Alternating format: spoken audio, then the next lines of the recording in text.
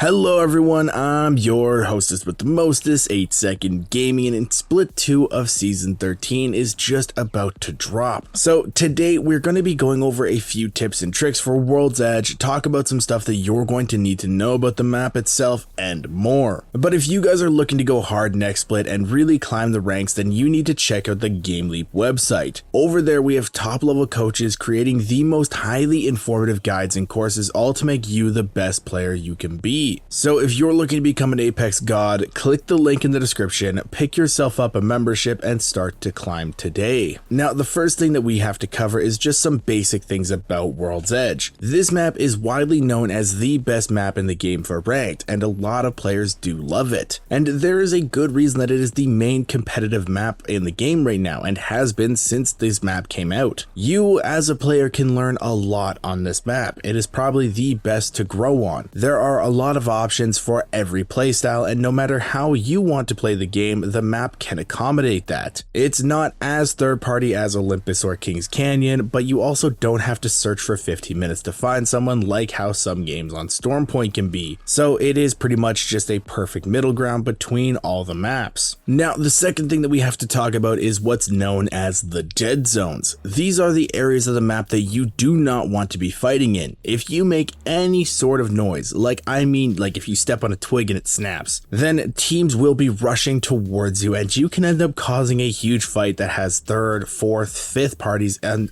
even more just constantly crashing in. Every map does have these zones. Olympus has the Triangle of Death around Hammond Labs, Stormpoint, it's kind of between Cascades and Command Center there, and King Canyon is literally just the entire map. And World's Edge is no exception, it has it too. It is pretty much just a big giant circle around Fragment. Fragment has become sort of a beacon for players to try and play in to show off how skilled they are on the zipline buildings, trying to make these really cool plays. Now while I do agree Fragment can be a fun drop in pub games, in ranked it's basically asking to just drop a fat negative and lose points. There are a ton of other really solid drop spots in the map, and if you're going to be near Fragment, try to make as little noise as you possibly can. You basically just want to avoid Fragment at all costs and keep your RP. Now the next thing that we have to be talking about is the loot vaults, and there are a lot of new players that have come into the game recently that may not really have spent a lot of time on World's Edge. So for those people, there are these little bunkers placed throughout the map that when you gain access to them, they give you some mega juiced loot. They're kind of like the IMZ armories of World's Edge, but you don't have to fight a bunch of specters to get the loot. The way that you gain entry to them is by shooting a cargo bot, one of those little things that fly around the map, with a vault key in it. You can tell the ones that have vault keys in them by the little red glow that they will have on the side of them. And there are 3 vaults located around the map. There's one in the tunnel between Landslide and Harvester, one in the tunnel between Geyser and No Name, and the last one is in the tunnel between Lava City and Launch Site / Lava Siphon. But when you pick up a vault key, it will show you the locations on your map, and it will even let you know if the vault has been opened by another team with an icon change. So if you happen to get a vault key and you're going to be passing by one, it's always worth it to stop in and get the upgraded loot from them.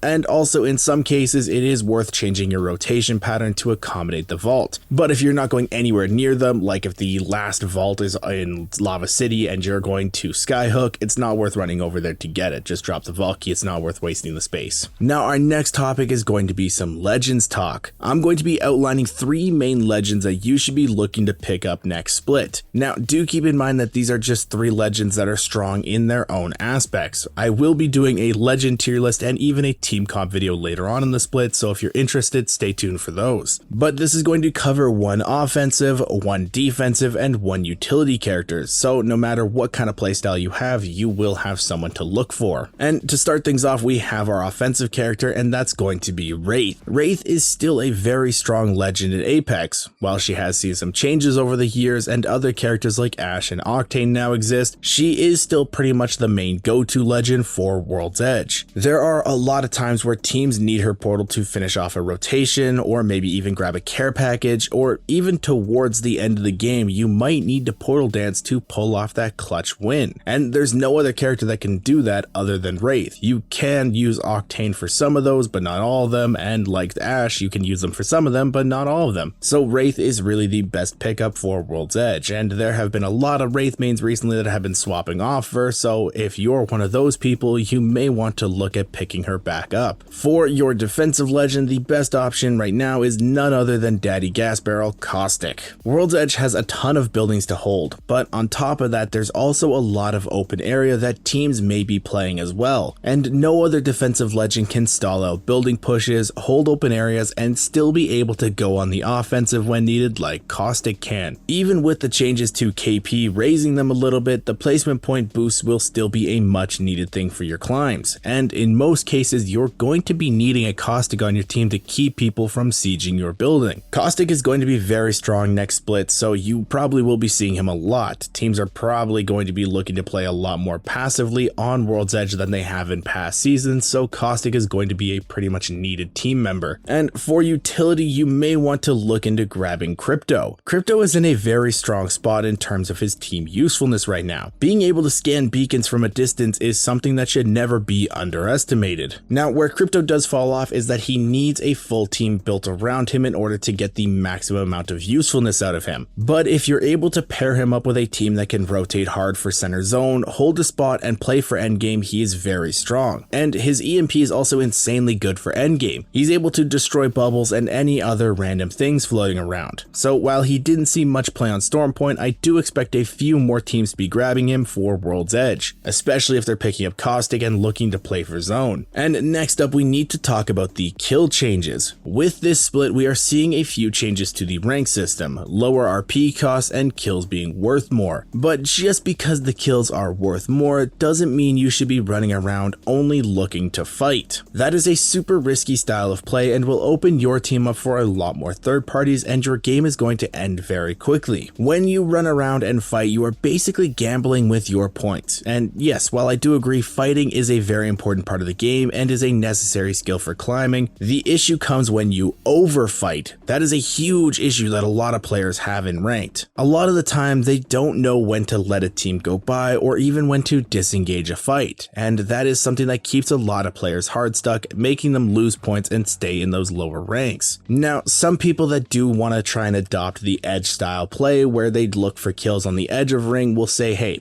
I'm trying to play edge teams fight, that's what I'm doing. But it's kind of more than that when you play edge. Edge teams do fight a lot, yes, but they're also looking to take smart engagements. If you take a poor engagement where you're stuck in zone and another team ends up gatekeeping you, then you've just wasted all your points. When playing edge, it's all about taking the smartest fights that you possibly can, not taking every fight that you can. If you really want to climb the split, always be making sure that the fight you're taking is needed. Sometimes it's a better choice to not fight and rotate instead. You can always pick kills up towards the end game. But now I want to pass this over to you guys. What are you most looking forward to this split? Is it the map change, or maybe it's the rank changes, or even something else? Let me know in the comments down below and let's see what people think. But with all this being said, guys, I really hope you enjoyed this video and learned something new. If you did and you want to stay up to date with the latest and greatest Apex Legends tips, tricks, and news, don't forget to smash that like and subscribe button. Thank you all for watching. Once again, I'm 8 Second Gaming, and I will see you in the next one.